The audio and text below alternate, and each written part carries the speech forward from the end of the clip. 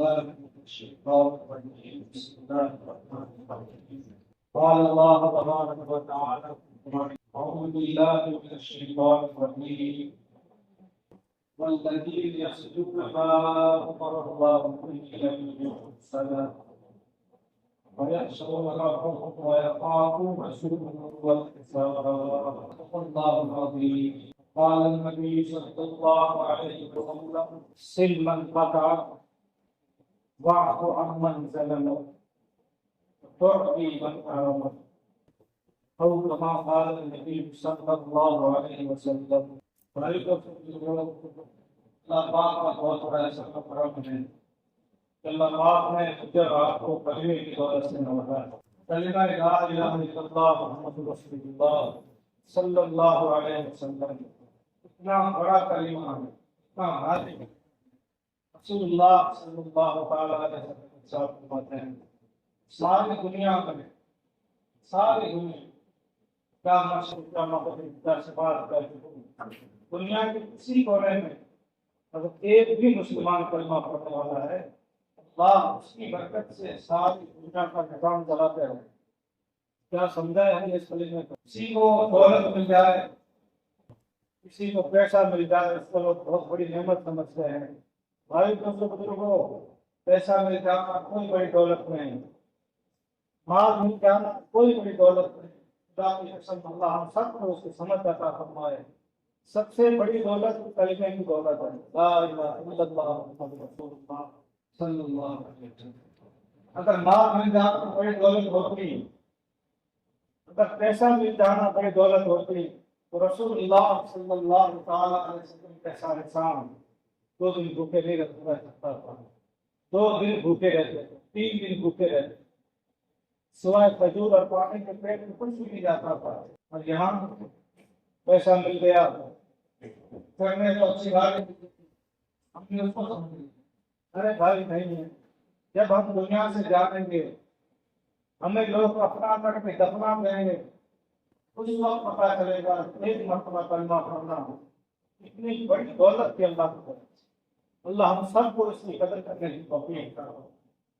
بھائی دوستوں بزرگوں، حدیث میں رسول اکرم صلی اللہ تعالی علیہ وسلم ارشاد فرماتے ہیں جب انسان یہ کلمہ پڑھتا ہے لا الہ الا اللہ، تو اللہ کی کرسی کے نیچے، اللہ کا عرش کے نیچے گھنٹی لگی ہوئی ہے. وہ کلمہ سیدھا اور گھنٹی کے بجانا شروع کرتا ہے اور اللہ تعالیٰ سے مسلسل درخواست کرتا ہے یار جب تک اس کلمے کو پڑھنے والے کی مغفرت نہیں کرو گے میں مسلسل ایسے بچتا رہوں. اللہ ہم سب کو اس کی قدر کرنے کی توفیق عطا فرمائے. میں نے آپ کے سامنے ایک آیت پڑھی ہے اور حدیث سنی. اللہ ہم سب کو اس پر عمل کرنے کی توفیق عطا فرمائے. یہ جو میں نے آیت پڑھی ہے یہ آیت زبردست آیت ہے.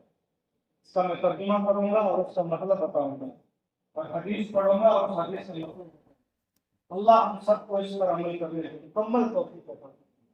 اگر ہمارا اس آیت پر عمل نہیں، کان کھول کے سنیں، اگر ہمارا اس آیت پر عمل نہیں ہے، اس حدیث پر اگر عمل نہیں ہے، ہماری ایک بھی نیکی اللہ میں قبول نہیں ہوگی.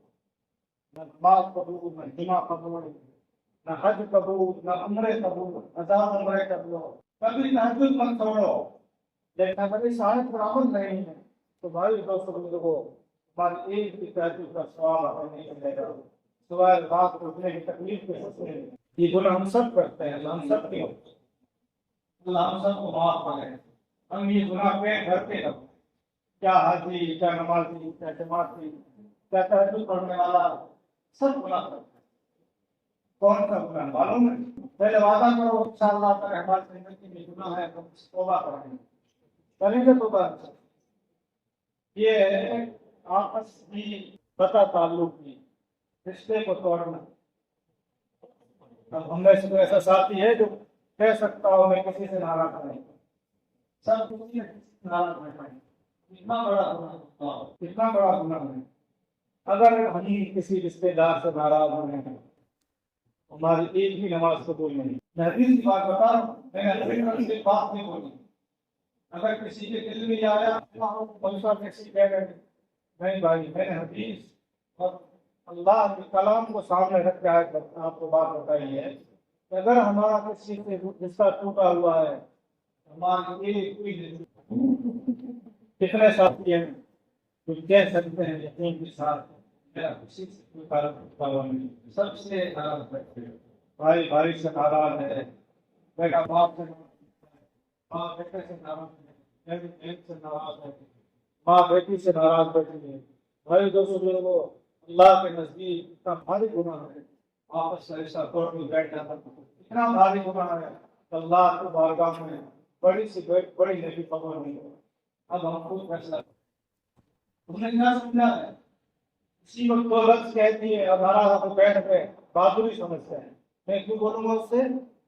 وہ مجھ سے کیوں ناراض ہم سے بولتے؟ حد یہ ہے اتنا بھاری گناہ، اتنا بڑا گناہ، اس گناہ کو کم سمجھتے ہیں کہ میں اسے نہیں بولتا، ہمارا سکے سالوں سے بولنا چالنا بند ہے، کیوں ان سے بولیں گے؟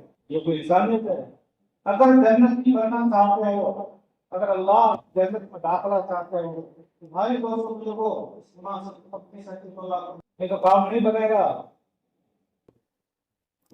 اب ہمارے ساتھ یہ ہے تو کسی عمر 60 سال ہو گئی ہے، کوئی 70 سال کا ہے، بالکل بڑی عمر کا ہو گیا ہے، اگر کوئی بالکل قریب پہنچ گیا ہے لیکن ابھی تک رشتے داروں سے ناراض ہے، یہ اللہ کو بہت غصہ دلانے والی بات ہے، اللہ کو بہت ناراض کرنے والی بات ہے کہ ہم نے کسی رشتے دار سے تعلق توڑ کر بیٹھ جانا۔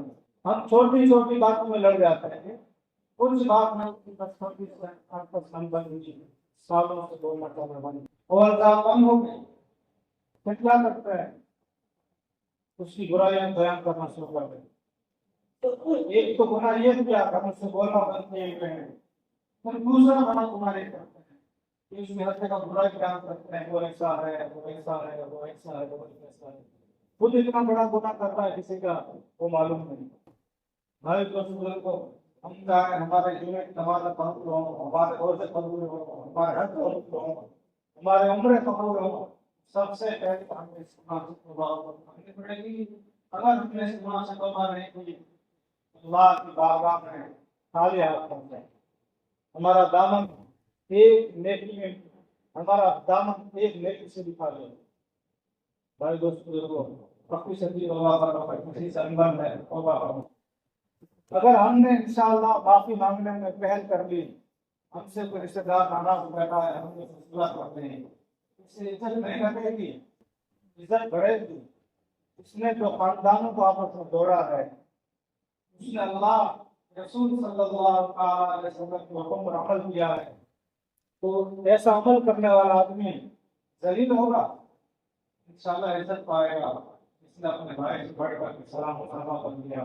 میں کہا کرتا ہوں تہجد پڑھنا بہت آسان ہے، چلا لگانا بہت آسان، 4 مہینے کی جماعت میں چلے جانا بہت آسان ہے، اپنے مسلمان بھائی ناراض بھائی سے سلام مسافہ کرنا بہت بڑا بھاری ہے، لیکن نہیں چلا میں چلے جائیں گے، 4 مہینے لگا کے تہجد پڑھ لیں گے، لیکن اپنے کسی بھائی ناراض مسلمان سے سلام کر کے آپ مسافہ کرتے ہیں، یہ بہت بھاری ہے۔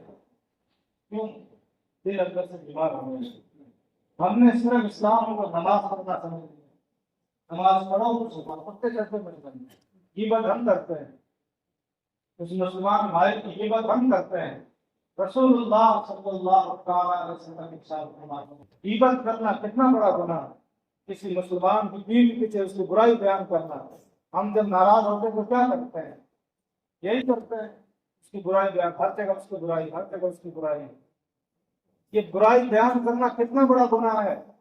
فرمایا رسول اللہ صلی اللہ علیہ وسلم زنا، غیبت کرنا، کسی مسلمان کی پیچھے برائی بیان کرنا، منہ کالا کرنے سے بڑا گناہ ہے۔ نے کیا سمجھایا اس کو؟ ابھی نماز پڑھ کے باہر جانے میں بات کرنا، کسی مسلمان کی برائی بیان کرنا، وہ ایسا ہی ہے، یہ غیبت ہے۔ غیبت کا مطلب ہوتا ہے کسی مسلمان کی برائی بیان کرنا، اس کے پیٹھ پیچھے، اگر اس کو پتا چلے اس کو برا لگے، مجھے انہوں نے ایسا کیوں کہا، یہ غیبت ہے۔ بھائی دوستوں ہم غیبت سے توبہ کریں، کسی کو تانا نہ دیں، گناہ کرنے کا تانا دیتے ہیں، شرم دلاتے ہیں، کسی کو شرم نہیں دلانا چاہیے۔ فرمایا اللہ تعالیٰ نے اعوذ باللہ من الشیطان الرجیم وَيْلٌ لِكُلِّ هُمَزَةٍ لُمَزَةٍ الَّذِي جَمَعَ مَالًا وَعَدَّدَهُ. بربادی ہے اس آدمی کے لیے، ہلاکت ہے اس آدمی کے لیے جو کسی کو کسی گناہ کا تانا دیتا ہو، کسی کو شرم دلاتا ہو. بربادی ہے اس آدمی کو کوئی کسی برائی بیان کرتا ہو. بتاؤ فیل کیا ہوتی ہے؟ حدیث میں رسول اللہ صلی اللہ علیہ وسلم ارشاد فرماتے ہیں فیل جہنم ایک وادی کا نام ہے. وادی سمجھتے ہو؟ دو پہاڑوں کے درمیان کی کھلی جگہ کو وادی کہتے ہیں. وادی کا نام ہے جس سے روزانہ کھل جہنم 7 مرتبہ اللہ سے پناہ مانگتی ہے، اللہ مجھے اس وادی سے بچا کر رکھنا. کھل جہنم اللہ سے معافی مانگتی ہے، اللہ مجھے اس وادی سے بچانا. اس وادی میں کون داخل ہوگا؟ کسی مسلمان کسی گناہ کو شرم دلاتا ہو. مثال کے طور پر کسی نے چوری کر لی، ہو گیا گناہ گزارے سے، ہم اس کو شرم دلا رہے ہیں سب کے سامنے شرمندہ نہ کرتے ہیں. کسی نے زنا کر لیا، کسی نے منہ کالا کر لیا، کسی نے چوری کر لی، اب ہم اس کو ستا رہے ہیں، مجلس میں اس کا نام لے پریشان کر رہے ہیں. کیوں کیا تم ایسا گناہ؟ یہ آگ دلانا، تانا دینا، یہ بہت بڑا گناہ کرتے ہیں. پیٹ بھر کے کرتے ہیں. جب تک پورے دن میں کسی مسلمان کو برائی نہ کر رہے ہیں، کسی کو گناہ کا تانا نہ دے رہے ہیں، صرف نماز پڑھ لینا احسان تھوڑی ہے. ہاں میں یقین کے ساتھ کہہ سکتا ہوں جس نے کسی مسلمان کو دکھ نہیں دیا، کسی کی غیبت نہیں کی، کسی کو تانا نہیں دیا، تو امید ہے کہ انشاءاللہ جنت میں ہے. اگر کوئی آدمی یہ گناہ کرتا رہا، کسی کی غیبت کرتا رہا، کسی کو تانا دیا، کسی کی برائی کی، ہزاروں نمازیں پڑھتا رہا، اس کے بعد ہم نہیں کہہ سکتے کہ جنت میں جائے. نماز صرف نماز پڑھ لینا یہ جنت کی ہونے کا علامت نہیں ہے. منافقین بھی پہلے سے کوئی نماز پڑھتے ہیں رسول اللہ صلی اللہ علیہ وسلم کے پیچھے. جنت میں جائیں گے تو اپنے زبان کو محفوظ رکھو. غیبت کرنا، کسی کو دکھ دینا اتنا بڑا گناہ ہے، اللہ کو جلال آ جاتا ہے، غصہ آ جاتا ہے.